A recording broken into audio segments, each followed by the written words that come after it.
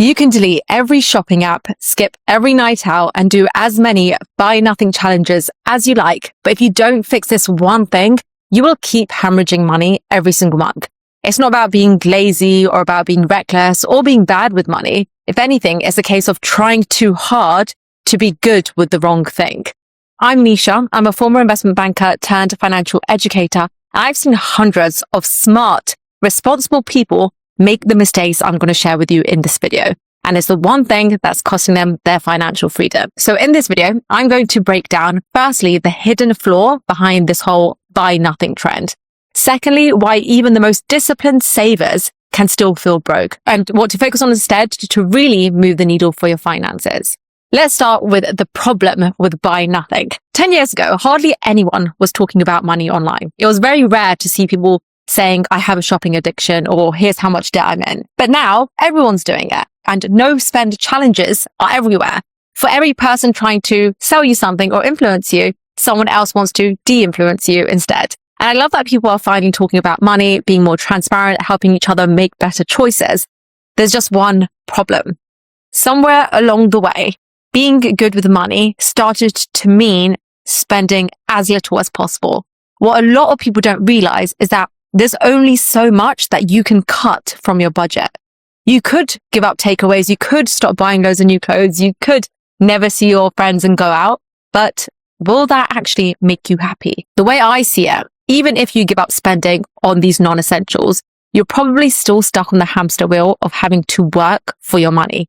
You might even like your day job and it could be relatively easy, but you probably won't want to do it forever. If all you do is cut and save, you'll struggle to achieve financial freedom. So if you've ever felt like you're doing everything right, you're budgeting, you're saving, you're saying no to things that you enjoy, but you're still not seeing real progress, it might be time to look somewhere most people never do. It's time to look at the real money drains that eat up thousands every month. Because when you zoom out and look at where your money actually goes each month, sure, you can cut out on the coffees and the dinners, but they won't make as big of a difference as the main money drivers that's really impacting your finances. So let's start with the biggest one, and that is probably the roof over your head. The typical US household now spends 43% of its income just to buy a median priced house of about $435,000. That's almost half of your income gone before you've even paid for electricity, groceries, or transport.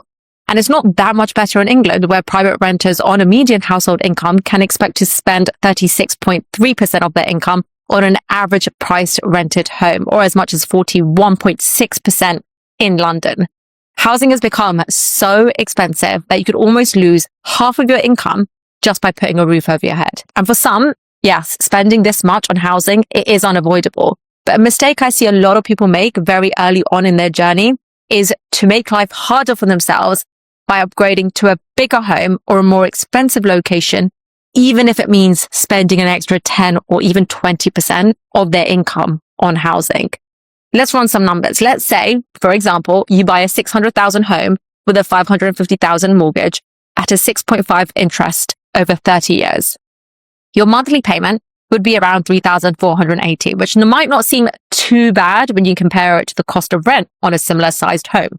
And you see your home as an investment. At least now your payments are going towards your own mortgage instead of someone else's, you might think. But before you celebrate, it's a good idea to really run the numbers on what would be the biggest purchase of your life and work out how much this will actually cost over the course of your term.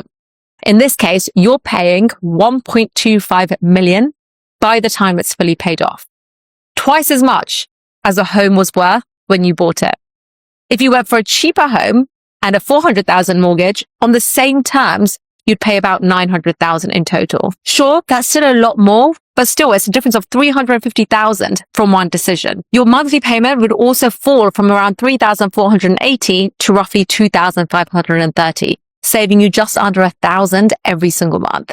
This is what I mean when I say buy nothing is the wrong thing to focus on, because whilst you might be focusing on cutting back on the lattes and saying no to weekends away with your friends, you're consistently perhaps overspending by hundreds or maybe even thousands of dollars each month on this big inflexible commitment that might not mean as much to you as you think it would have when you first bought the thing. In fact, a bigger property can also cost you more in property taxes, furniture, utility bills, and repairs. So whether you're renting or buying, it can make a lot of sense to go for as small a property as you feel comfortable in. And if you're in a position to buy, think carefully about your mortgage term. This is the length of time that you have to pay back your loan. So a shorter term will usually result in higher monthly payments, but you'll pay less overall. So for example, a 400,000 mortgage at 6.5% spread over 35 years would cost around 900,000 in total, with monthly payments of around 2,400. If you shorten that term from 35 years to 25 years, and your total cost drops to around 780,000, with monthly payments being closer to 2,700. So although you'd pay about 300 more each month by shaving 10 years off the term, you'd save around 120,000 overall, and you'd be mortgage free a full decade sooner. There's so many things you want to consider, and you really want to make sure you run the numbers on what would be the biggest purchase of your life.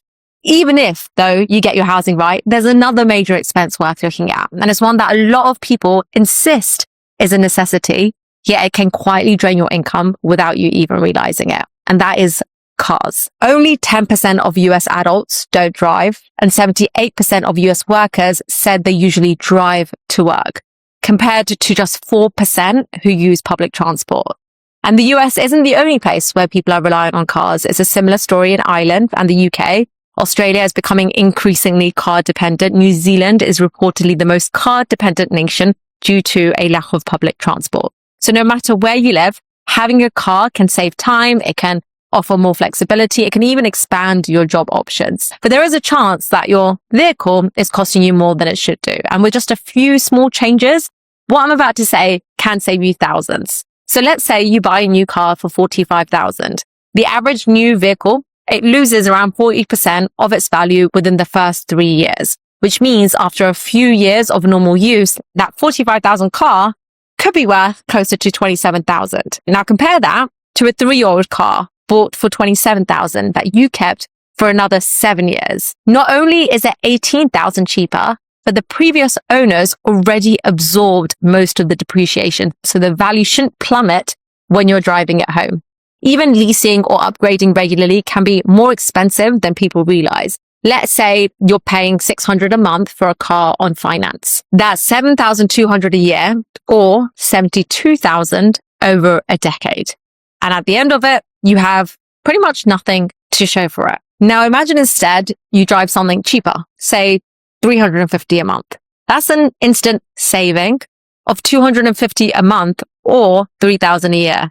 That's money that could go straight towards investments, paying down debt, or simply giving yourself more financial breathing space. Whenever I'm about to make a really big purchase, or I'm trying to decide whether to cut something from my budget or not, firstly, I think about how important that purchase is for me. How important is that new car, and can I actually get that same thing for cheaper? Secondly, when it comes to the really big numbers, for major purchases like a car or a home, I'd compare my savings and put them into an online investment calculator. I'll show you how. It only takes a minute. So there are loads of different websites that could do this, but here I'm using the investment calculator on calculator.net. If you were to invest the $250 a month difference in a global index fund that gives you an average annual return of 8%, after 30 years, you'd have $354,000 invested. Even better, you'd only have contributed 90,000 of that yourself. If you'd like to start investing in 2026, by the way, and you haven't got a clue where to begin, you're in the right place, because I've been investing for 8 years now and I share everything I've learned on this channel. Make sure you subscribe for my future videos. And if you want to know where to start, this video right here could be the perfect place, because it's where I share all the things I wish I did from the very, very beginning. Anyway, let's get back to talking about cars. You might also want to weigh up the potential savings that come from buying a used car versus the cost of repairs. And I know all this can take time to do, but it's so worth it when you can save hundreds a month and then still treat yourself to a manicure or a facial now and then. And those small treats, they matter, because as I'm about to explain, you could work hard your whole life, saving, budgeting, doing everything right, only to have years of progress wiped out by something completely out of your control, such as healthcare, $25,500.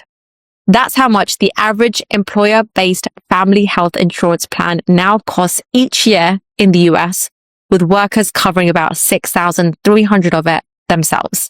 And the worst part is that the cost of those plans have risen by 342% since 1999 and is expected to rise even further this year. And if that sounds bad, it can be worse if you don't have an employer offering health coverage or you're not married to someone who does, as you'll need to cover that cost yourself. And I know many of you watching this don't live in the US, but you'll want to stick around because some of the tips I'm about to give you are relevant in other parts of the world too. One of the best things you can do for your money is to get a job with an employer with a generous healthcare policy. It can save you literally thousands each year. This can make sense even if you live in the UK or another part of the world where healthcare is free, because some employers offer private healthcare packages that can give you access to faster treatments and sometimes more specialist care. If you have a choice of plans, make sure yours suits your situation and your needs. And if your country offers tax advantage accounts to help with medical expenses, definitely consider opening one too. In the US, they are known as HSAs,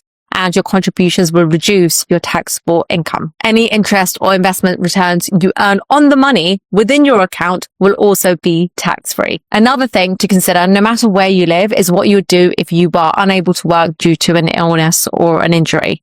Some employers, they offer generous sick pay packages, which can offer financial security and peace of mind. Others will pay you the legal minimum. But if you live in a country without a legal minimum or you don't qualify, you could be on your own. And this is where policies such as life insurance, critical illness cover, and income protection can come in useful. I know it's not nice to think about the worst case scenario with things, but I promise that your time is much better spent thinking about this now, getting the right policies and protections in place and reviewing them regularly, rather than wasting hours each week beating yourself up for little purchases that don't have as much of an impact on your financial stability. That brings me to the final cost on this list, and it's one that pretty much can feel like a second mortgage for some people. Now, I don't have children myself, but I've watched so many friends and ex-colleagues speak and struggle with the next one. Baby food, nappies, clothes. They're just a few expenses that can eat into your budget as a new parent, but the impact these things have on your overall financial health will be tiny compared to the cost of childcare. In the UK, it costs about £263 a week on average, so roughly £13,500 a year to send a child under 2 to nursery full-time. In the US, even higher, and for some parents, it simply doesn't make financial sense to keep working when childcare costs eat up most of their salary. And so it's no surprise that a lot of parents around the world are stepping back from full-time work to look after their children. And it is usually the mothers that do